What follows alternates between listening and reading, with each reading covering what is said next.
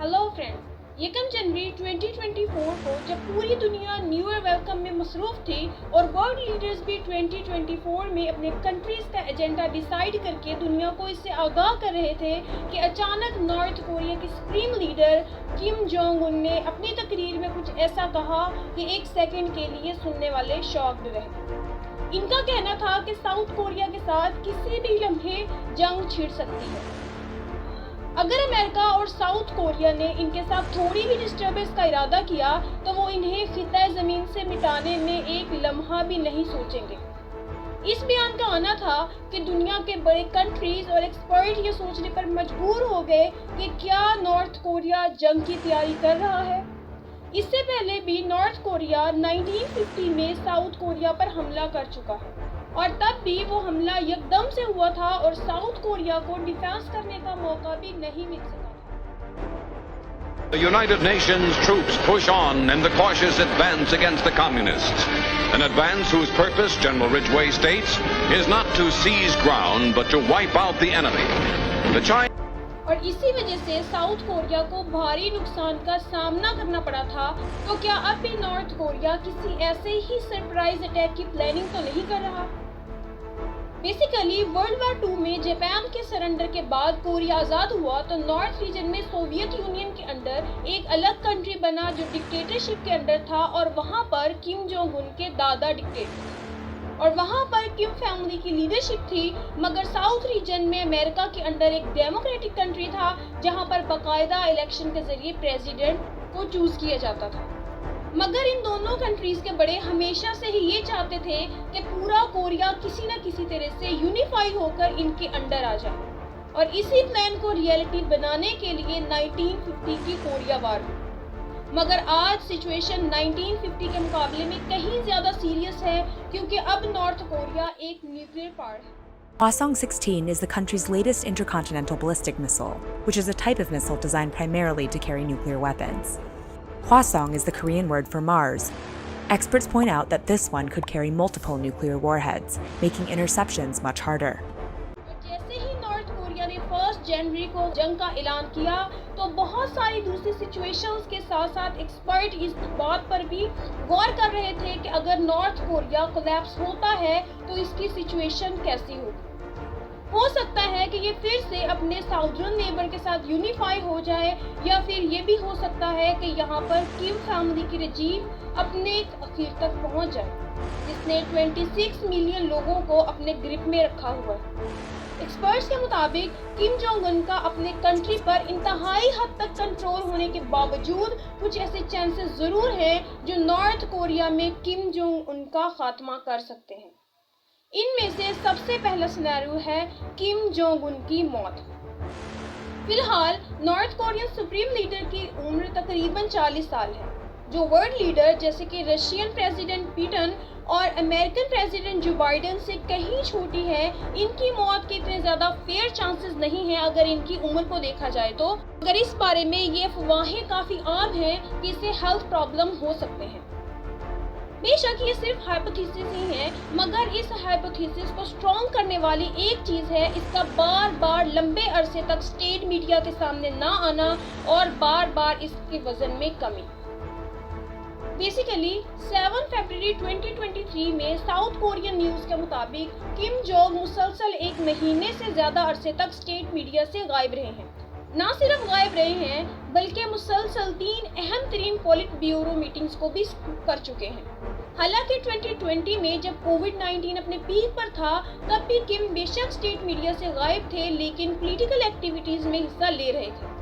तो 2014 के बाद ये लंबी तरीन गैर हाजिरी और पॉलिटिकल एक्टिविटीज़ में एब्सेंस ने लोगों में इनकी सेहत के बारे में काफ़ी ज़्यादा स्पेकुलेशन ने जन्म दिया है। और इसके अलावा 2020 में जब किम 3 हफ्तों तक गायब रहे तब भी इसकी सेहत के बारे में काफ़ी ज़्यादा डाउट्स पैदा हुए जिनमें कुछ रिपोर्ट्स के मुताबिक किम ने हार्ट सर्जरी करवाई है।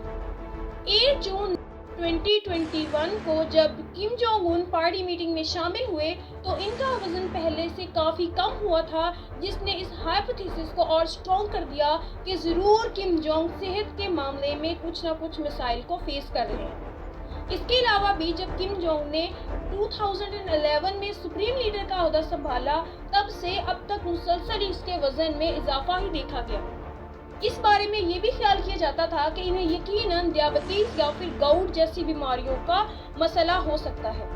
बेशक इन तमाम में से कोई भी जानलेवा मर्ज नहीं है, मगर फिर भी अगर किम जोंग उन की सडन मौत होती है तो ये सिचुएशन किम फैमिली के लिए काफी कॉम्प्लेक्स हो सकती है कि अभी इस खानदान का कोई भी मेल हायर इस पोजीशन को ओवरकम करने के लिए मौजूद ही नहीं है।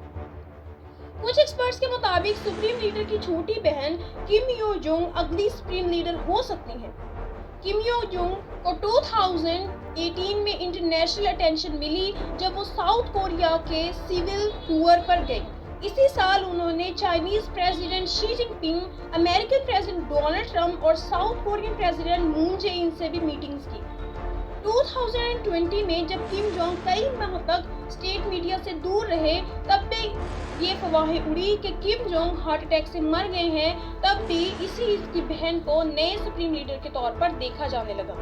इसके अलावा वो ना सिर्फ पोलिट ब्यूरो की मेंबर हैं, बल्कि कम्युनिस्ट पार्टी के सेक्रेटरी जनरल की बहू भी हैं, जो किम जोंग के राइट हैंड है। और इन सारी चीज़ों के बाद ये इम्कान काफ़ी ज़्यादा है कि किम जोंग की अचानक मौत पर किम यो जोंग नॉर्थ कोरिया की अपनी सुप्रीम लीडर हो सकती हैं, मगर नॉर्थ कोरिया की मेल डोमिनेंट सोसाइटी में क्या वो अपना मुकाम बनाकर रख पाएंगी? किम यो जोंग के बाद इस ओहदे का मजबूत उम्मीदवार किम जोंग की बेटी किम जो-ए है, जो पब्लिकली उनकी इकलौती बेटी है। फरवरी 2023 में जब नॉर्थ कोरिया में मिसाइल एग्जीबिशन हो रही थी, तब पहली दफा किम जोंग अपनी बेटी के साथ नजर नहीं आए, बल्कि 2022 में भी ICBM मिसाइल की लॉन्च के मौका पर वो सुप्रीम लीडर के साथ नजर आए। This tender moment between North Korean leader Kim Jong-un and his daughter stole the spotlight of a military parade in Pyongyang as the country showed off weapons it says are capable of hitting the US mainland. And this was the 5th time since November that the public has seen Kim Jo-e, believed to be the leader's second child. नवंबर 2022 से फरवरी 2023 तक वो कुल 5 दफा अपने वालिद के साथ ऐसे ही पब्लिकली नजर आई हैं।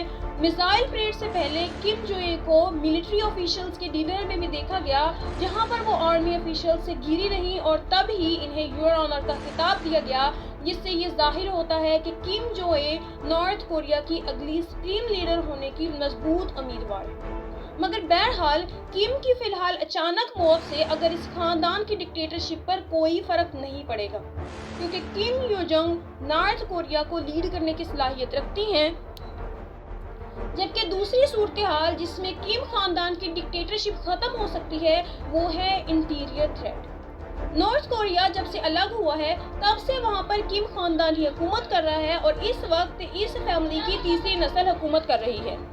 और इस खानदान ने या तो डर या फिर जबर के जरिए या फिर ब्रेन वॉशिंग के जरिए इस कदर कमजोर कर दिया है कि किम जोंग उनके खिलाफ अवामी बगावत के चांसेस काफी कम है। अपने इक़्तिदार को लोगों के ज़हनों में पुख्ता करने के लिए कई किस्म के प्रोपेगेंडास किए जाते हैं, जिनमें से एक प्रोपेगेंडा ये भी है कि नॉर्थ कोरियन पब्लिक को ये बताया जाता है कि किम खानदान एक मुकद्दस ब्लड लाइन से ताल्लुक़ रखते हैं, तो इस तरह से नॉर्थ कोरियन पब्लिक कभी भी रेजिस्ट नहीं कर पाएंगे। और अगर कभी ऐसा होता भी है तो नॉर्थ कोरिया फाइटिंग टेक्नोलॉजीज़ में शानदार है और इसमें ये पोटेंशियल भी है कि किम जोंग की रिजीम को प्रोटेक्ट कर सके। सिर्फ इस तरह से ही अंदरूनी थ्रेट का खतरा हो सकता है कि वो है मिलिट्री को, या फिर ये कि इसकी खुद की लाइट में इसके खिलाफ कोई बगावत कर दे, मगर इसके चांसेस भी ना होने के बराबर हैं, क्योंकि किम जोंग उन ने खुद को जरे से बगावत के खिलाफ भी शदीद तरीन अपोजिशन के लिए तैयार किया हुआ है। और इसकी साफ मिसाल ये है कि 10 साल पहले इसने अपने अंकल जिंग सुंग तीक को बगावत के शुबे में कत्ल करवा दिया था और ये स्टेट मीडिया में कुत्ते से भी बदतर और तमाम वक्त के गुद्दार के नाम से मशहूर किया गया। और ये इस बात की निशानदेही है कि सुप्रीम लीडर को एलीट लेवल तक में किस हद तक कंट्रोल है, मगर फिर भी इंटरनल डायनामिक्स ही है जो नॉर्थ कोरिया को बनाती भी है और इसे तोड़ भी सकती है। तीसरी सूरत हाल जो किम फैमिली के इक़्तिदार को खतरा बन सकती है वो है फ्री इकोनॉमी। इस वक्त नॉर्थ कोरिया की इकोनॉमी को गवर्नमेंट ही पूरी तरह से कंट्रोल करती है। कोई सी चीज़ पैदा करनी है, कितनी पैदा करनी है, किस रेट पर बेचनी है, ये गवर्नमेंट ही तय करती है।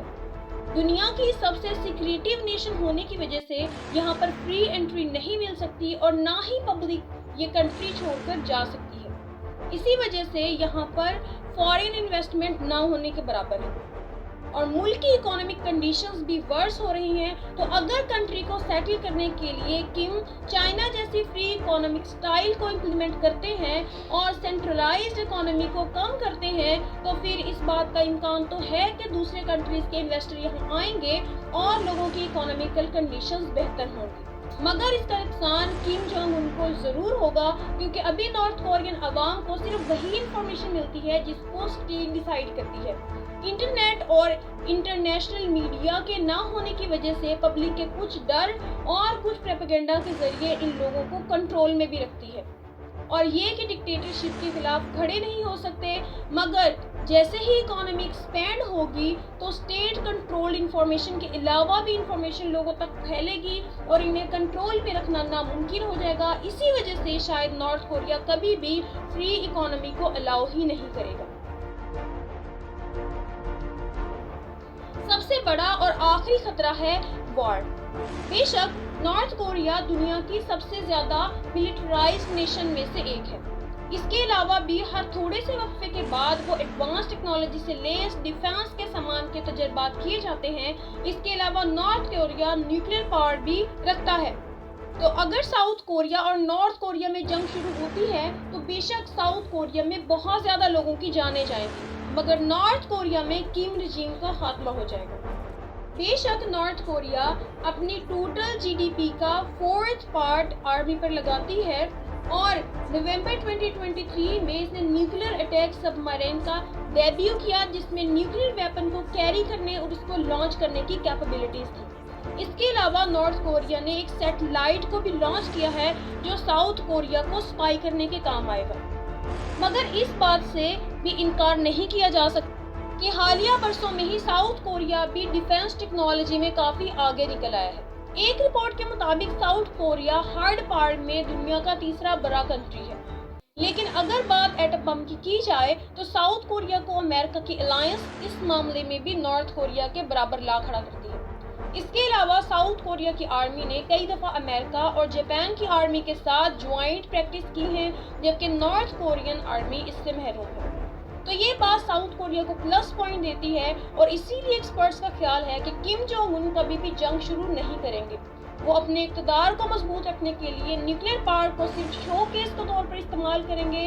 तो व्यूअर्स, अगर नॉर्थ कोरिया के अलावा आपको साउथ कोरिया में भी इंटरेस्ट है तो इसकी हिस्ट्री को आप इस वीडियो में देख सकते हैं। वीडियो पसंद आई तो लाइक करके जाना और ऐसी ही इंटरेस्टिंग वीडियोस के लिए चैनल को सब्सक्राइब जरूर करना। अल्लाह हाफ़िज़।